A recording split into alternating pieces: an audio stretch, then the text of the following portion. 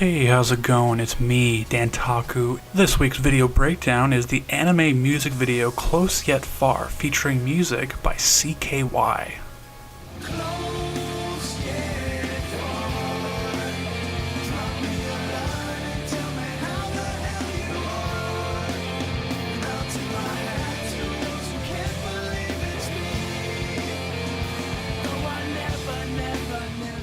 I love this song so much, it's personally my favorite song from their entire discography.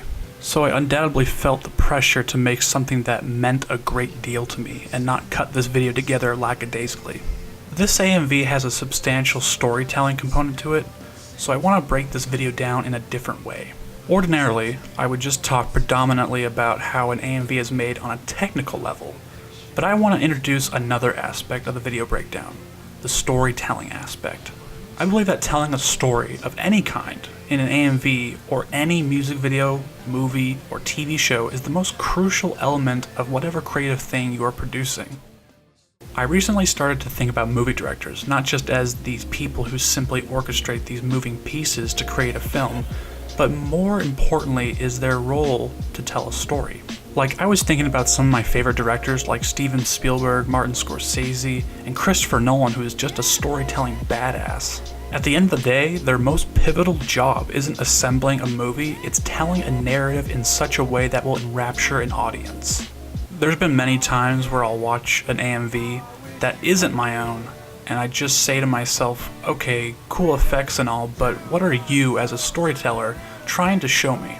And hey, I'll readily admit that maybe I just didn't get it, maybe there's something I'm missing, which is another element of storytelling. Subtlety, innuendo, suggestion. Storytelling can most definitely be a subliminal, subconscious thing, and this AMV has copious amounts of that kind of stuff. Don't get me wrong, I'm 100% guilty of making an anime music video without telling any narrative. All my Dragon Ball dubstep videos arguably don't tell a story. Same with anime play, Go to Sleep, Rap God. Even a recent AMV I've done, Bad Bitch, doesn't really have a story to it. So I don't want to be too harsh on fellow AMV creators out there, because I'm by no means an expert at this. I just want you, the audience, to gain some insight from my perspective in creating these AMVs. It's just that I've been doing this little hobby of mine for a little over 5 years now, and over the years you grow vastly as your technical skills get honed with hours of editing. You also gain an abundance of knowledge about storytelling and its myriads of idiosyncrasies. So to put it simply, I want to make storytelling a new facet of the video breakdown series. Not just how a video is made, but what story am I trying to tell and why does it matter? So enough of my loquaciousness, let's cut the bullshit and let's dive head first into this video breakdown. First item on the list is the time-honored zoom out. This is mainly for the folks at r/editors, the folks who post these beautiful timelines that are just loaded with stuff. The second item is the video's distinct look through some color correction. The first thing I did is I applied a Lumetri color effect to my footage. In the creative drop-down menu, I adjusted the vibrance to -50. Then I adjusted the saturation from 100 to 75. So as you can see, this dramatically changes the look of the footage. I wanted to show this first because this is like the jumping off point for more precise tuning with the tone section. In the tone drop-down menu, I adjusted the contrast to 50, shadows to -50, and the whites to -25. This gave the footage a more darker tone to it. It kind of saturates what's left of the colors and makes them deeper. Now, because every anime show and movie is different in art style, coloring, and so on, each clip has a different set of settings. Some clips have different tone settings. This is just to achieve an overarching look that's consistent and doesn't vary from clip to clip too much. Next, the very first shot/clip of the video, I used a frame hold. And what this does is basically creates a still frame from moving footage. It's pretty much a picture. In hindsight, I probably could have edited this first shot better. Instead of adding a frame hold, I could have just pushed the clip forward on the timeline by 18 frames to line up with the cross dissolve. then added however many frames at the beginning of the clip. I think the reason why I did it this way is I wanted it to be somewhat clean and snappy. What I mean is I wanted to show Spike asleep, butterfly thing goes past him, he wakes up, and lastly, he turns his head. This all happens within a span of 5 seconds and 7 frames. I also used this frame hold for a shot in Evangelion 1.0.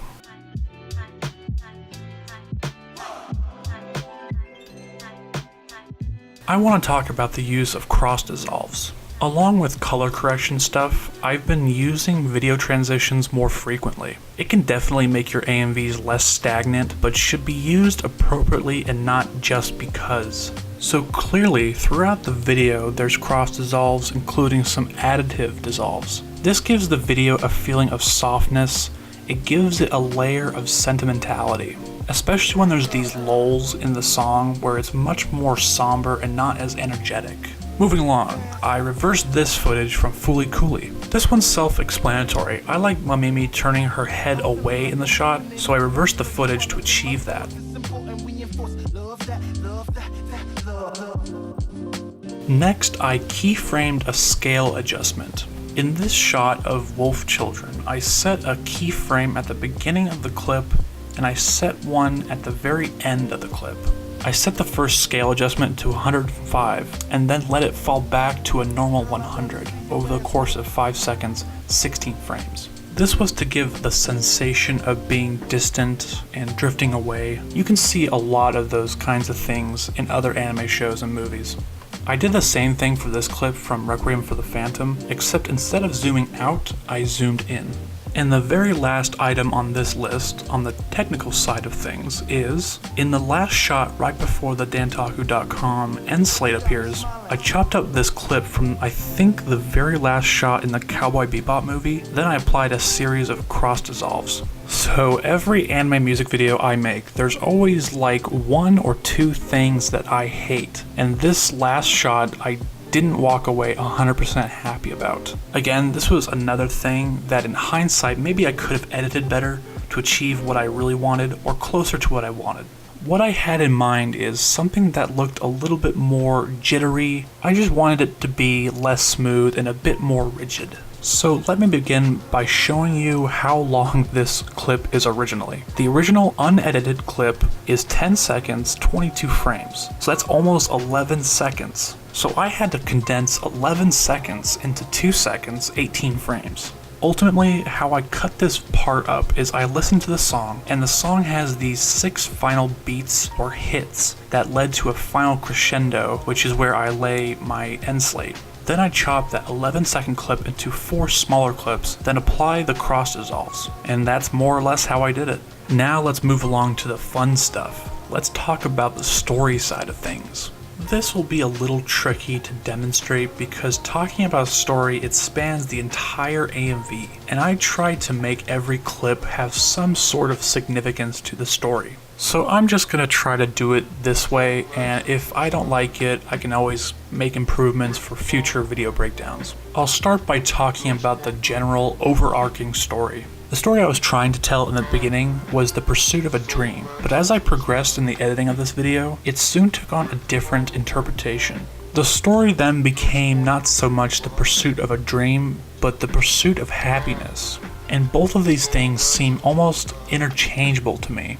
I believe this is what we ultimately strive for in life. We seek things that are missing in our lives in an attempt to make ourselves happier. Whether it's love, aspirations, or whatever, we require these things to achieve happiness. So what I mean by interchangeable is achieving a dream, to me, is the equivalent of achieving happiness. But in the pursuit of happiness, there's going to be conflict throughout your journey. You'll ask yourself, am I doing the right thing in my life? Should I give up?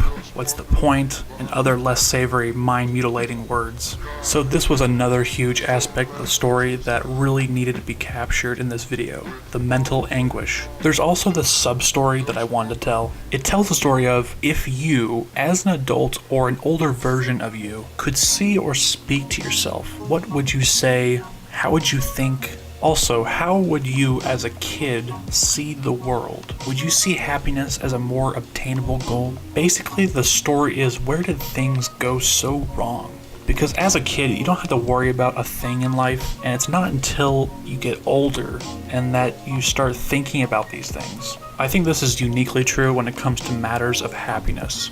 Another sub-story, or theme rather, of this AMV is loneliness and depression. Something you should note if you get the chance to rewatch this AMV is most of the shots feature only one character. This is something I didn't think about until taking notes for this video breakdown. Let's get into the nitty-gritty of the storytelling. First, I want to talk about the look of the video in greater detail. So you most likely noticed the dramatic use of colors, or lack thereof rather. I really wanted to strip the colors off the footage to portray this feeling of depression and loneliness. If you've seen the Pixar movie Inside Out, you probably picked up on the brilliant use of colors. They use colors in obvious ways, like representing emotions like yellow meaning joy, red for anger, blue for sadness, but they also use colors to reflect how Riley views the world. For example, in the beginning, Riley's happy and the world around her is brighter, more colorful. Then later on, she becomes depressed and the world becomes less saturated and the world is much darker. That movie just brilliantly depicts depression and how a person thinks. But the point I'm trying to convey is I use similar color correction techniques as Inside Out in my AMV to elicit similar emotions. This is where I'm not quite sure how to approach this. I think I can break it up into groups and chunks, so here it goes. I'll start with the first 20 seconds, which is like the intro of the song, and the last 13 seconds, right before the end slate. To start, I've been developing this affinity for mirroring. What I mean by that is, in a lot of my anime music videos, you might notice that the video will begin with a certain character or set of characters, and it will end with those same characters. Plus, it might not just be characters, but an idea or a theme I'm trying to tell. I just have this infatuation for full circles. I honestly think that it's because of Lost. For those of you who don't know me too well, I'm an absolute Lost zealot. In Lost, the final season beautifully mirrors the first season. And spoilers, please watch the show before I say this. The very first shot in the show is mirrored in the very last shot of the show when Jack is lying in that field. I just love that this is how it all started and this is how it all ends. It just feels so satisfying to have that cathartic journey. Alright, the first 20 seconds begins with these characters starting their search for happiness. You have Ayn from Requiem for the Phantom reaching up at the sky, remembering her past life. You have Shirotsu from Royal Space Force looking out his window, knowing that he is destined for something greater than what is out that window. The clip that really solidifies what I wanted to convey to the audience is that shot of that radiant butterfly fluttering past Spike in the Cowboy Bebop movie. In that movie, those butterflies are very poignant. The cool thing about making these AMVs is sometimes you don't have to look very far to find the footage you need to tell the story. Sometimes the footage can be repurposed to tell a similar story. Then there's the last 13 seconds. You first see Claire from Claymore killing what's-her-name, I'm blanking on her name right now. What I wanted to say is that in the end, pursuing happiness can destroy a certain part of you. I think this makes a little more sense when you see that one part in this AMV when Claire is weeping on what's-her-face's shoulder. Those shots were meant to represent younger and older versions of oneself meeting. Does that make sense? After that, you see Ayn from Requiem for the Phantom finally finding that place in her dreams, and spoilers, dies right there in the field. Similar to the Claymore shots, even if you do manage to find true happiness, you might not be around long enough to bask in it. And the last shot utterly encapsulates what this song and what story I want to tell, which is you can see your dream or your happiness right in front of you, and once you try to grab it, it just slips past you and disappears in your hands. To me, this is the essence of the song. I mean, the song title is called Close Yet Far, and to me, that's what it's all about, to be almost there. Now I'm going to group lyric and music sections.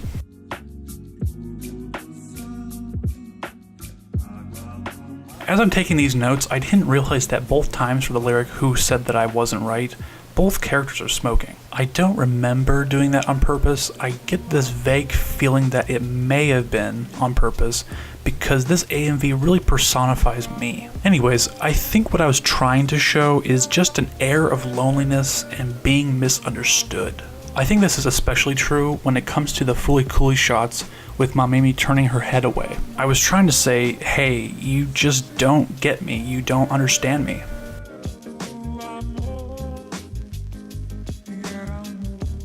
Once again, both characters are in similar situations. One of them is behind bars and the other is handcuffed. I think this one's fairly self-explanatory. The lyric is, I've lived for years without a life. In the context of the story I'm telling, I was basically trying to explain the struggles and restrictions you go through in the pursuit of happiness. The trials and tribulations, if you will.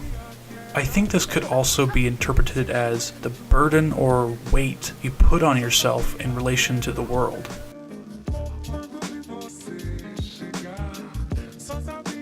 This one's very self-explanatory. Both Dandy and Armitage are alone, simple as that. Story-wise, I wanted to illustrate the isolation from others and to also show that there's nobody helping these characters.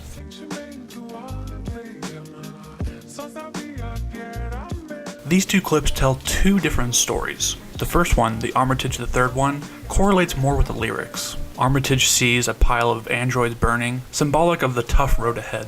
The second clip from Wolf Children is more of a personal connection to myself. I often live this life with a heart of dark stone, and my mom is the person who just knows how to chisel away at that stone and expose my heart as this gleaming piece of beautiful light. So that's where that personal connection comes in.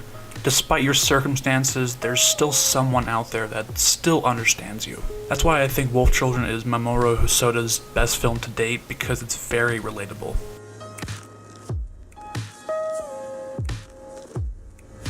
These lyrics embody those first 20 seconds and those last 13 seconds of the AMV. It's truly the crux of the story. It's the attempt and failure of the pursuit of happiness. These lyrics appear 3 times in the song, and twice I used the sun as a physical representation for happiness. And just like the sun, it's extremely far away, but it is possible to get to the sun. It'll be hot as fuck, but it's possible. I used a couple clips from Evangelion 3.33 of Shinji playing the piano. Then at the end I used a clip of him from Evangelion 2.22 with his head in his lap on that train. This was to further illustrate the hardships during the pursuit of happiness. I really like that part because I sympathize with that notion.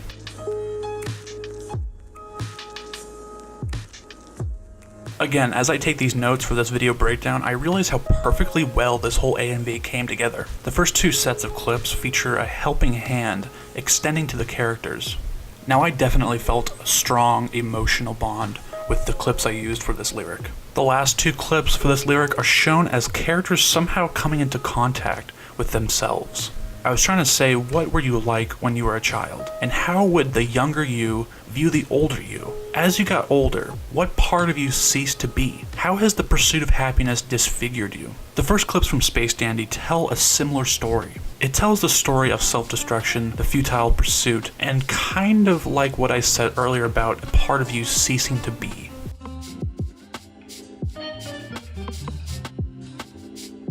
These 2 sets of clips tell similar stories, but aimed at 2 different things. The second clip from the movie Royal Space Force has Shirotsu combing his hair and then the reveal that he's standing in front of the mirror. I really love the juxtaposition of the lyrics and the final reveal of Shirotsu looking at himself in the mirror. I was essentially saying, I can't believe that's me. For better or for worse, and most likely for worse, because this is a dark AMV. The lyrics say, to those who can't believe it's me. I construed those lyrics not as someone or a group of people, but rather you yourself. I really like that clip because I think it tells a more truthful story in relation to the lyrics and the overarching story. The first clips again tell a similar story, just slightly tweaked. You see Ein from Requiem for the Phantom praying. There is a definite religious undertone that I wanted to display. In relation to the lyrics as I interpret them, maybe it's not just someone or a handful of people, but rather God, a god, or gods, and how they might perceive you. And maybe it's not even theologically based. Maybe it's how the entire world and universe views you, and possibly vice versa. Heavy shit.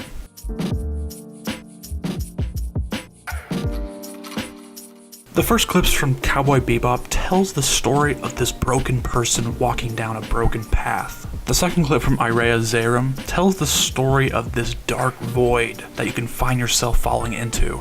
And the last clip from Wolf Children tells the story of purely being alone in this world. The 3 clips tell different sides of the same overall story of this song.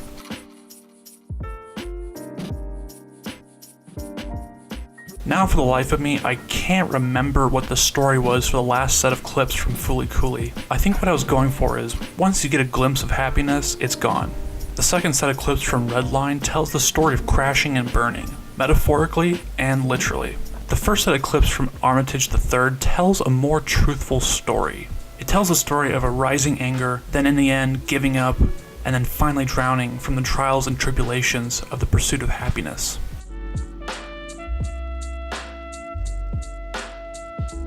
I interpreted these lyrics as I don't need your help and sort of the stubbornness of accepting help. This could also be interpreted as refusing someone's company, isolation, and the personal desire to be alone. The Requiem for the Phantom footage helps convey this because both of these characters have been mostly alone in their lives, and even if they think they don't need each other, they do. Something to that effect.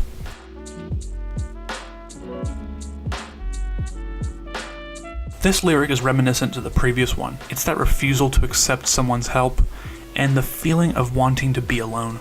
This is another clip that hits home for me. I find it hard to accept help from others, even from family.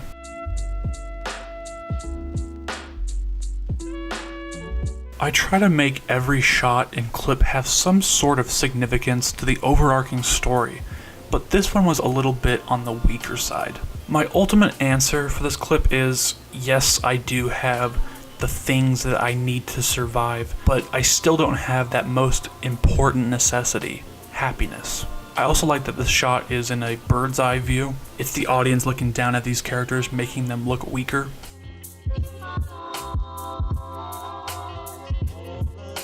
This is another lyric that I identify with. My interpretation of this lyric is, the worst person to be left alone with is yourself. The Evangelion footage perfectly symbolizes this. It's just hours without sleep because your brain won't shut off.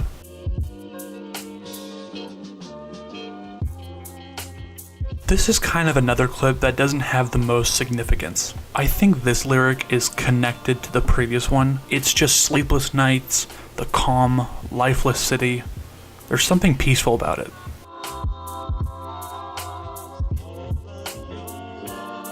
This lyric feels somewhat connected to the previous one, just being awake during the late hours of the night. I think another way this can be explained is, even though it's daytime, even though it's bright outside, the character still sees a dark world. I think that's an even better explanation in connection to the lyrics.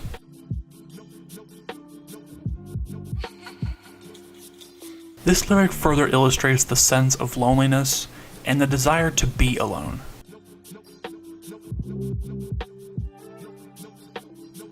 The sentiment I was going for with this lyric is that you start to hate what you've become over the years or during the pursuit of happiness.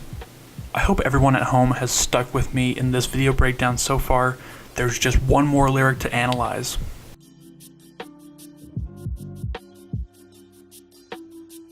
So I never really noticed it before, but during the last chorus they switched the lyric, and I'll tip my hat to those who can't believe it's me, with this one. I think that's pretty damn cool. I like that there's this unpredictability during the song. It feels a bit off the cuff. I really dig it.